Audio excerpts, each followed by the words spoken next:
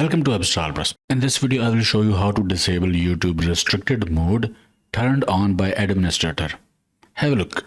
From YouTube, if I click my profile icon and see restricted mode option, it's turned on, but I cannot turn it off. It says turned on by your network administrator to help hide potentially mature videos. So to turn it off, from Chrome, click three dots at the top right.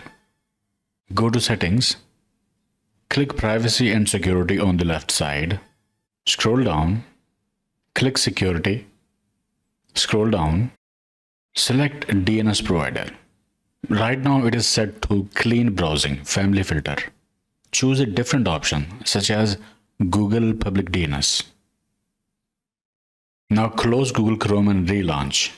Go to YouTube and click profile icon and you will see restricted mode is off now. That's it. If you're still facing the issue, then let me know in comments. Okay, I hope it helped.